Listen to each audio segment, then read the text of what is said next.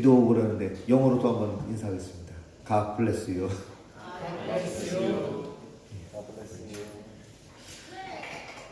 자, 오늘 말씀의 제목은 같이 할까요? 마태를 부르신 예수님. 마태를 부르신 예수님.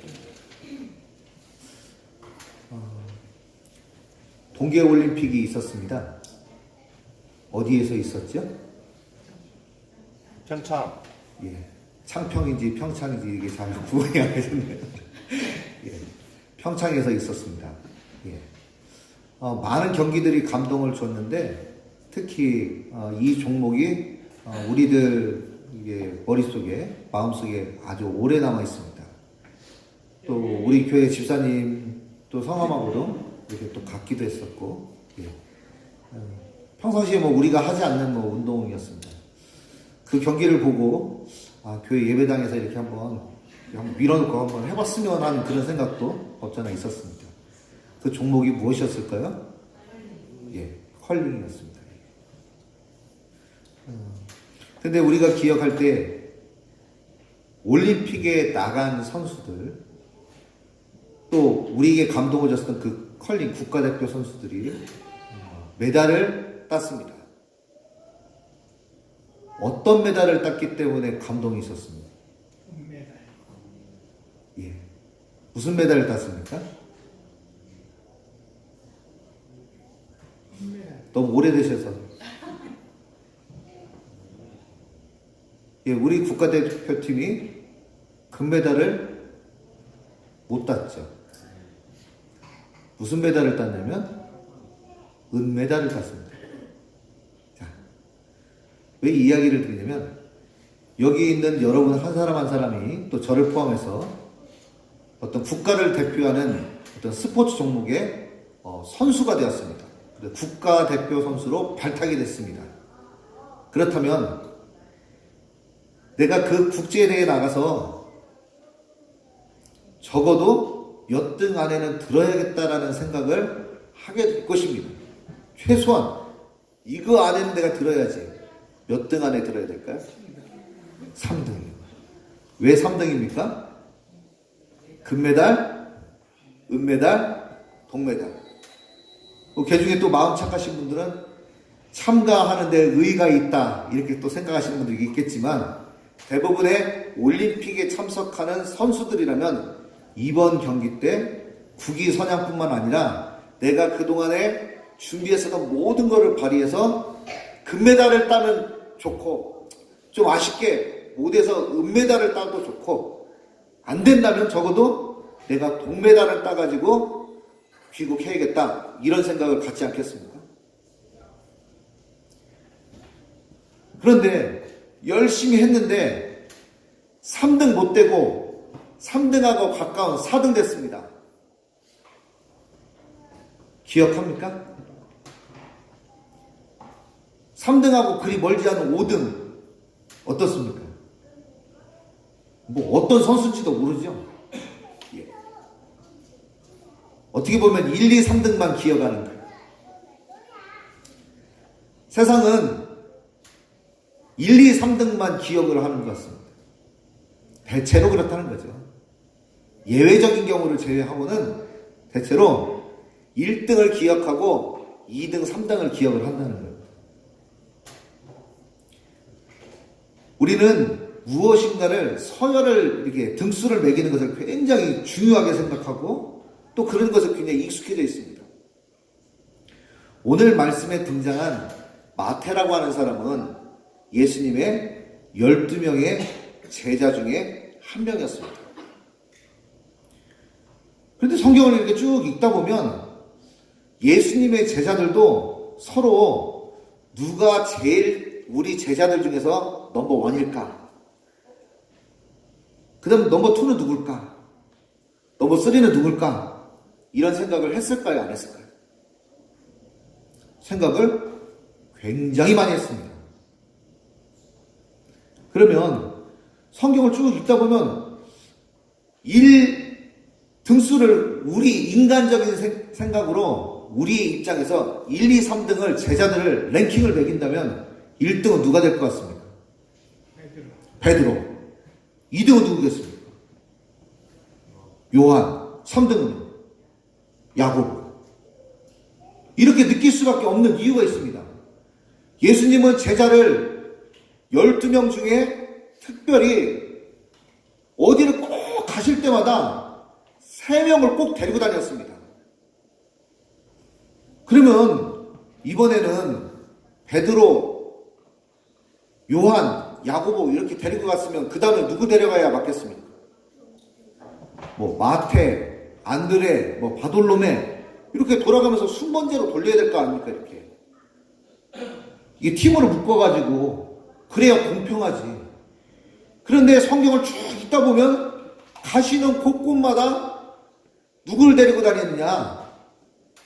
꼭 3명을 데리고 가야 되면 이 3사람 베드로, 요한, 야고보.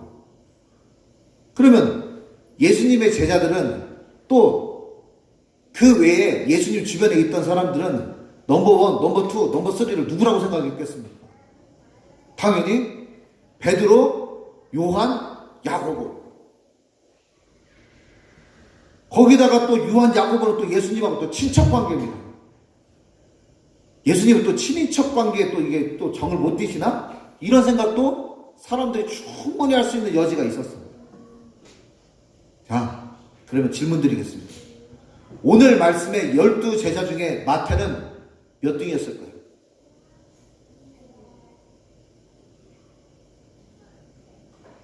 우리가 흔히 말하는 서열을 매기는 이런 입장에서는 마태는 3등 안에 못 들어간다는 거예요. 그러면 마태는 이 베드로, 요한, 야고보보다 지능이 떨어졌을까요? 돈이 없었을까요? 명예가 없었을까요? 아니에요. 베드로, 요한, 야고보하고는 비교도 안 될 만큼 출중했습니다. 제가 만약에 마태였으면 예수님의 제자였긴 했지만 이거 너무 차별이 있네 이거. 이거 차별을 느껴서 내가 호듯이 여기 예수님이 좋기는 한데 여기 이 그룹에 있지 말고 좀 괜찮은 선생님이 있으면 갈아타야겠다. 이런 생각이 들었을 것 같아요. 분명히 내가 저 사람들과 비교해 볼 때는 그럴 만한 여건이 있는데 예수님은 꼭 그 사람들만 데리고 다녔습니다. 자, 마태가 실제로 이런 생각을 했는지 안 했는지는 나중에 만나서 물어봐야 되겠지만 충분히 그럴 수 있는 개연성은 있다는 겁니다. 자, 예수님을 믿고 따르는 이 제자들이 굉장히 많았는데 오늘은 12명의 제자들 중에 이 마태라고 하는 사람에 대해서 그리고 오늘 말씀 한 구절을 읽었는데 이 마태의 이 말씀을 통해서 우리가 얻어야 될 신앙적인 교훈이 있다고 생각을 합니다.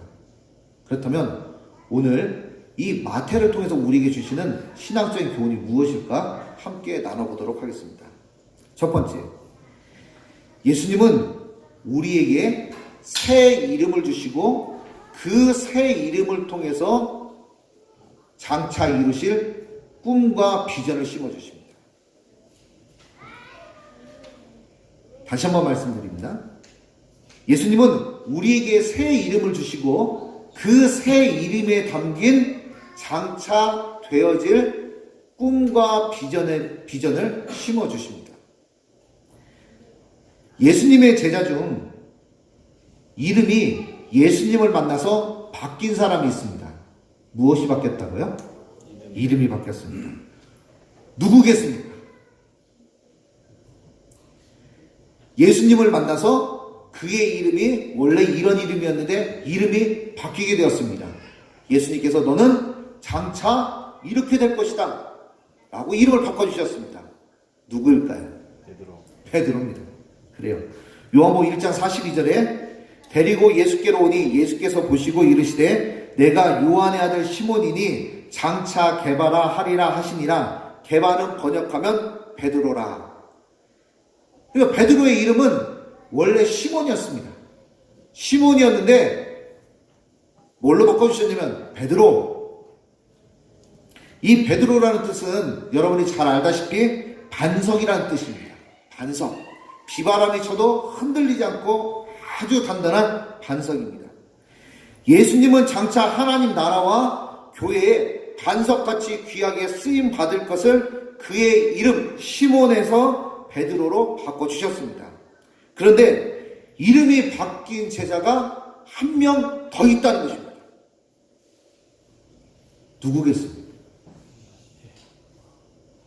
정답은 같이 합니다. 큰 소리로 마태. 그렇다면 예수님을 만나기 전 이 마태의 본래의 이름이 있었습니다. 무엇이었을까요? 예. 마가복음 2장 14절 말씀에 또 지나가시다가 알페오의 아들 레위가 세관에 앉아 있는 것을 보시고 그에게 이르시되 나를 따르라 하시니 일어나 따르니라. 이름이 뭐였다고요? 레위였습니다. 레위. 이 이름을 통해서 우리가 짐작할 수 있는 것이 있어요. 아이가 딱 태어났습니다. 그런데 그의 부모님이 그 아이를 보고 이름을 지어줬는데 뭐라고 지어줬다고요? 레위라고 지어줬어요. 자, 이 아이가 레위라면 이 아이의 레위라는 이름으로 우리가 추측할 수 있는 것이 한 가지 있어요. 무엇일까요? 이 사람의, 이 가문의 조상이 누구였느냐? 바로 제사장, 레위 지파였다고 하는 것을 짐작할 수 있다는 거예요. 그러니까 그의 부모는 이 아이가 태어나서 앞으로 하나님의 영광을 위해서, 하나님의 집을 위해서 쓰임받기를 원하는 마음으로 이름을 그렇게 지어줬을 거예요. 그런데 이 사람은 장차 커가지고 뭐가 되었느냐? 세금 걷는 세리가 되었습니다. 그러자 이 세관에 앉아 있었던 이 레위를 예수님이 보고 제자로 삼으셨어요. 그리고 그의 이름을 레위라고 하지 않고 뭐라고 불렀냐면 마태라고 불렀습니다. 그렇다면 그에게 마태라는 이름을 지어줬을 때 좋은 뜻일까요? 아니면은 그리 좋지 않은 뜻일까요? 좋은 뜻이겠죠. 그 이름에 너는 그렇게 불렀으면 좋겠어 라고 하는 것 뿐만 아니라 그 이름을 통해서 장차 너를 통해서 이루실 하나님의 큰 일을, 그것을 뭐라고 얘기하냐? 비전이라고 얘기하고 꿈이라고 얘기하는 거예요. 너의 이름답게 그렇게 쓰임 받을 것이다. 그럼 마태의 이름의 뜻이 무엇일까요? 마태의 이름은 이렇게 말씀드렸습니다. 이 앞에 제 기타가 아니지만 여기 제 기타가 있다고 이렇게 가정을 하겠습니다. 시가로 250만 원짜리 기타입니다. 그런데 이 기타를 누구에게 드리냐? 송영호 집사님께 이렇게 250만 원짜리, 미국산, 미국에서 건너온 마틴이라고 하는 기타를 제가 이렇게 선물로 드린다고 그러면 우리 집사님께서 어떻게 하시겠습니까?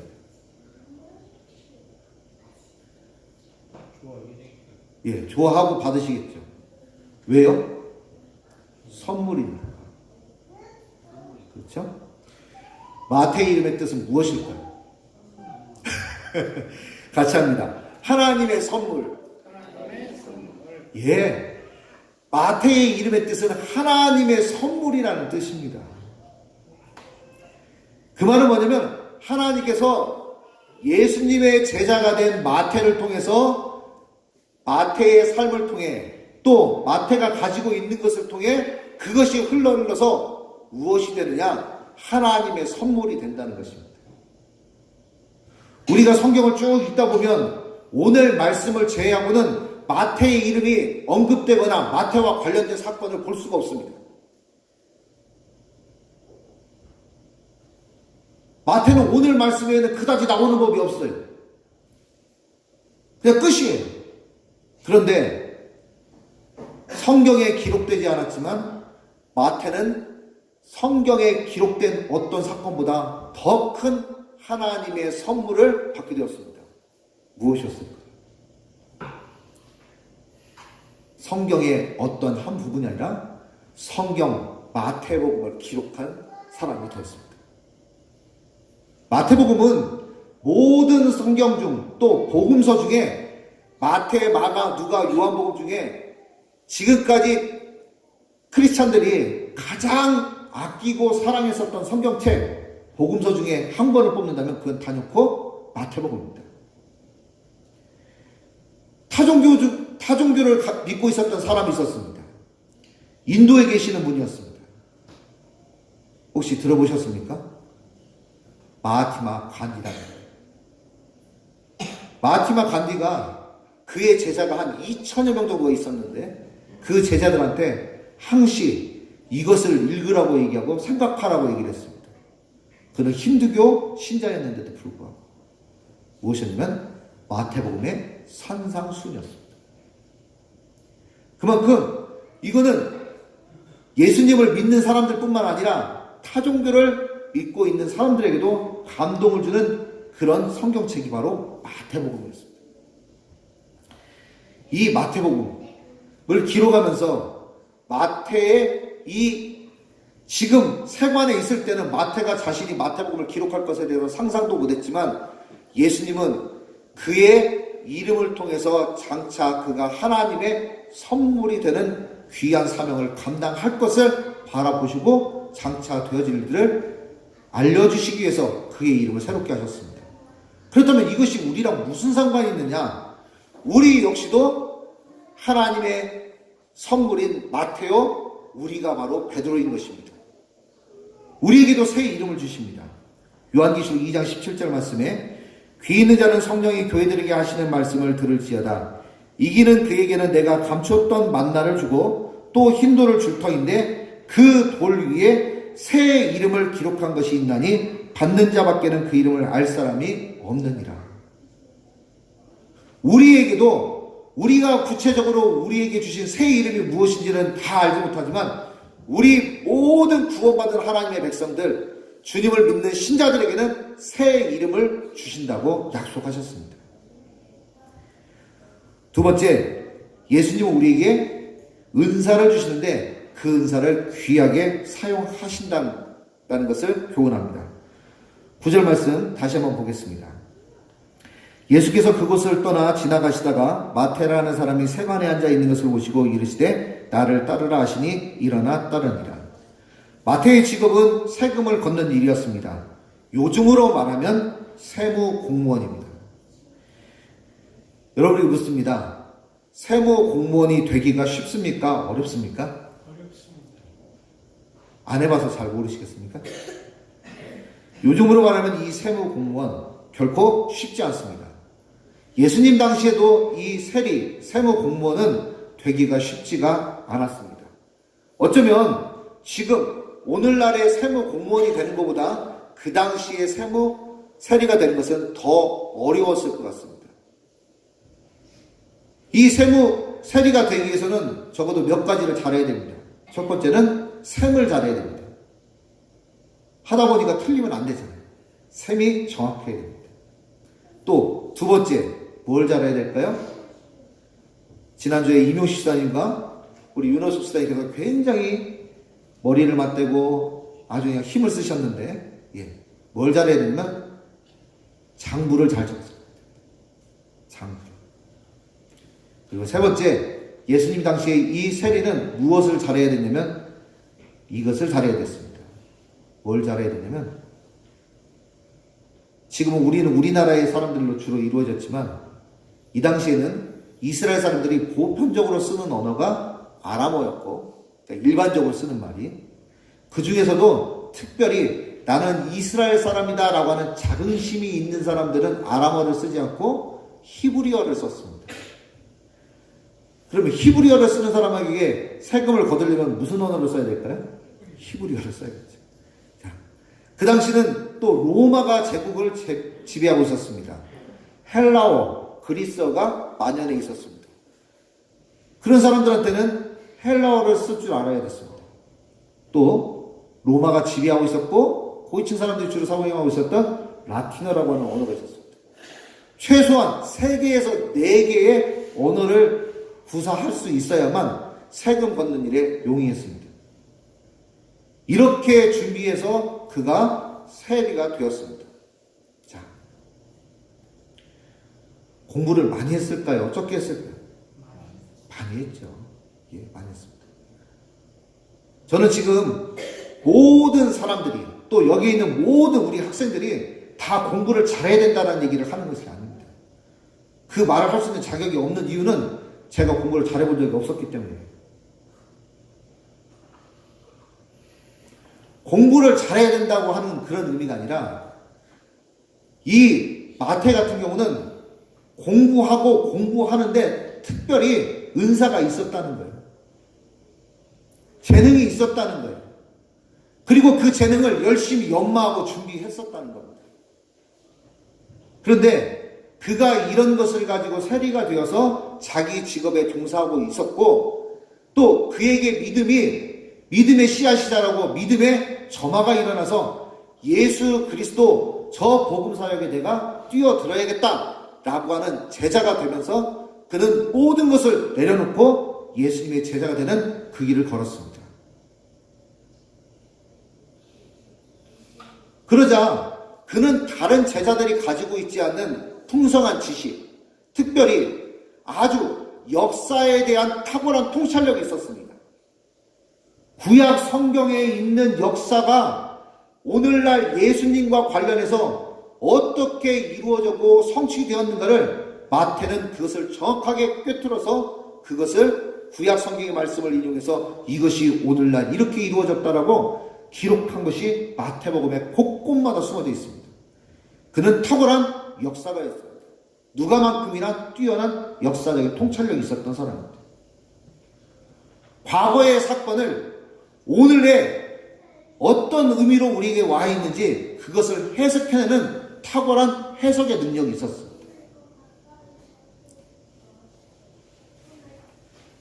우리 중에는 특별히 이런 기술에 또 학문에 또 다양한 영역에 재능, 은사를 가진 사람들이 있습니다. 그 은사를 받은 것을 적극적으로 개발하고 활용해서 아주 창백해 만드십시오.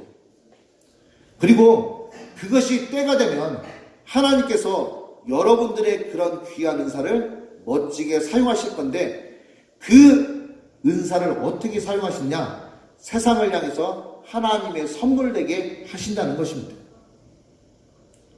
특별히 마태의 삶을 쭉 연구를 하다 보니까 마태는 나중에 어떤 삶을 살았을까라고 추적을 해보니까 마태는 다른 제자들과 좀 달리 멀리 나갔습니다. 우리로 말하면 이런 역할을 했어요. 멀리 나갔습니다. 그는 해외 선교 사역을 열심히 했습니다. 그래서 마태복음의 맨 마지막에 너희는 가서 모든 민족으로 제자를 삼아라 라고 하는 이 말씀을 힘있게 기록할 수 있었던 이유도 거기 있지 않았나 생각해 봅니다. 마태는 이스라엘을 떠나서 아프리카, 에티오피아에 가서 복음을 열심히 증거했습니다. 선교 사역을 열심히 했습니다. 그게 왜 가능할 수 있었을까요? 말이 통하니까, 언어를 구사할 수 있으니까, 그가 가지고 있었던 그 재능으로 하나님께 그렇게 복음 전파하는데 쓰임을 받았던 인물이 바로 마태입니다. 마태는 에티오피아에서 열심히 복음을 전하고 많은 사람들을 주님께로 인도를 하고, 또 이스라엘에 볼 일이 있어서 돌아오는 길에 애굽, 이집트를 경유해서 이스라엘로 돌아오는 길에 복음을 대적하는 대적자들에 의해서 또 기습을 당해서 피살을 당해서 그리고 순교를 당했습니다. 바로 이 마태는 성경에 오늘 말씀 외에는 그의 행적이나 어떠한 기록도 쉽게 찾아볼 수가 없지만, 그가 이런 행적들이 없음으로 인해서 우리가 볼 때는, 또 어떤 사람들이 볼 때는 베드로, 요한, 야고보 1, 2, 3등만 있는 것처럼 생각하지만 하나님이 보시는 관점에서는 그는 똑같이 1등이었습니다.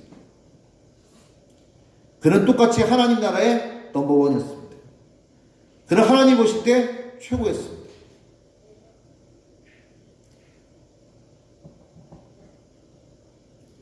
이 질문을 한번 마지막으로 드리고 싶습니다. 우리 주원교회는 이 광주에 약 1,500개의 교회가 되는데 몇 등일까요? 1등? 사람들이 평가할 때는 우리 주원교회가 여기 있는지도 모르겠죠. 네. 그다지 그것이 중요하지 않아요. 어떤 사람들한테는 그것이 중요할 수 있죠. 어떤 사람들한테 중요하냐? 비교하는 사람, 경쟁하는 사람. 방금 전에도 차량 운행을 하면서 광주 시내를 이렇게 좀 돌아다니는데 종탑이 있는 교회를 갔습니다. 아, 저 교회 유명하지. 그런 생각이 들었어요. 그때 불현듯 스치고 지나가는, 제 머릿속에 스치고 지나가는 한 가지 생각이 있었는데, 그것은 뭐냐면 저 큰 건물, 저 큰 교회의 종탑을 보지 말고 그거와 비교하지 말고 주님만 바라보고 주님만 생각하고 주님 앞에서 사역하자, 이런 결심과 이런 마음이 제 마음에 순간 확 왔습니다. 맞습니다. 주원교회는 마태교회였습니다. 베드로, 요한, 야고보처럼 그렇게 드러나지 않아도 하나님께서 인정하시고 하나님 앞에서 묵묵히 사역하는 그런 마태교회는 좋습니다. 바돌롬의 교회들이라면 좋습니다. 우리가 그 이름, 우리의 이름 석자가 유명하지 않아도 주님 앞에서 인정받으면 그것으로 족합니다. 우리도 마태처럼 우리에게 주신 은사, 재능, 기회, 열정, 이것을 주님만 바라보고 우리가 이 은사를 소중하게 발휘하고 주님을 섬겨갈 때 주님은 우리를 기억하시고 또 우리에게 맞는 분복을 주시고 또 우리를 통해서 이루실 그 귀한 일들을 우리의 이름처럼 주님이 원하시는 교회, 주님이 울타리 되시고 주님이 으뜸 되시는 이런, 또 주님의 소망이 되시는 그런 우리에게 주신 그 이름처럼 우리를 사용해 주실 줄 믿습니다. 같이 기도하겠습니다. 하나님 아버지, 고맙고 감사합니다. 오늘 마태를 부르신 예수님에 대한 우리가 말씀을 들었습니다. 우리에게 새 이름을 주셔서 꿈과 비전을 주시고 또 우리 은사를 귀하게 사용하시는 주님을 바라봅니다. 우리에게 주신 모든 것들을 감사하며 우리가 비교하기보다 있는 바를 족하고 더욱더 하나님께 영광을 돌리는 우리 모두의 삶이 될 수 있도록 인도해 주시옵소서. 감사하며 예수님 이름으로 기도합니다. 아멘.